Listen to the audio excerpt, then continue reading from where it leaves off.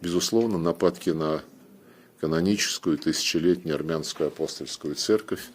вызывают серьезнейшую озабоченность. Հազարամյա հայ առաքելական եկեղեցու դեմ հարձակումները լուրջ մտահոգության առիթ են։ Եկեղեցին ավանդաբար միշտ եղել է հայ հասարակության հիմնական հենասյուներից մեկը եւ մենք իսկապես չէինք ցանկանա, որ այս եկեղեցին ենթարկվեր հարձակումների ըստ էության առանց որևէ լուրջ հիմքի։ Այսօր Ղրղըզստանում ՀԱՊԿ պետությունների արտգործնախարարների հավաքի ժամանակ հայտարարել է Ռուսաստանի դիվանագիտական գերատեսչության ղեկավար Սերգեյ Լավրովը։ Мы по-прежнему считаем Армению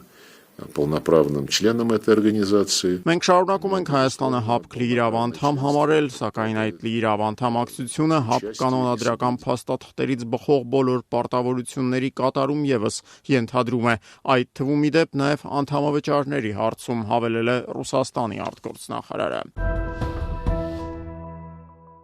Ադրբեջանի հատուկ ծառայություններն այսօր ձերբակալել են Սպուտնիկ Ադրբեջան գործակալությունում աշխատող Ռուսաստանի անվտանգության դաշնային ծառայության FSB-ի 2 աշխատակիցների։ Այս մասին հաղորդում է ադրբեջանական ԱՊԱ գործակալությունը իրավապահ մարմիններում իր աղբյուրները վկայակոչելով։ Ձերբակալությունը տեղի է ունեցել Մոսկվայի եւ Բաքվի միջև Եկատերինբուրգում 2 ադրբեջանցիների սպանության ֆոնին ծագած դիվանագիտական ճգնաժամին զուգահեռ։ Считаем, что все, что происходит. Եկատերինբուրգում տեղի ունեցած իրադարձությունները չպետք է Բաքվի կողմից նմանատիպ դեմարշների պատճառ դառնային, այսօր լրագրողների հետ զրույցում հայտարարել է Կրեմլի պաշտոնական ներկայացուցիչ Դմիտրի Պեսկովը։ Մենք կարծում ենք, որ կատարվող ամեն ինչ առնչություն ունի իրավապահների գործողությունների հետ եւ չի կարող ու չպետք է նման արձագանքի պատճառ դառնալ, նշել է Պեսկովը։ Նրա խոսքով այս պահին երկկողմ հարաբերություններում ծագած ճգնաժամի քննարկում Ռուսաստանի եւ Ադրբեջանի նախագահների միջև նախատեսված չէ։ Տվյալ պահին օրակարգում նման հարց չկա, ընդգծել է Պեսկովը։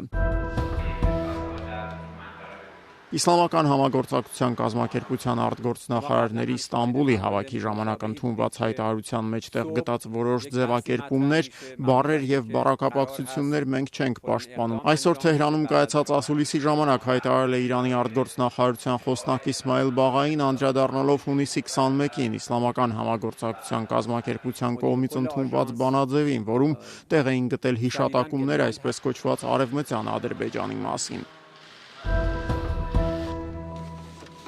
Բեռլինը շարունակելու է աջակցություն ցուցաբերել Ուկրաինային եւ Ռուսաստանի նախագահի հույսերը, թե արևմուտքի ուշադրությունը կշեղվի աշխարհի այլ հատվածներում ծագող ճգնաժամերի վրա զուրեն։ Այսօր Կիևում հայտարարել է Գերմանիայի արտգործնախարար Յոհան Վադեֆուլը։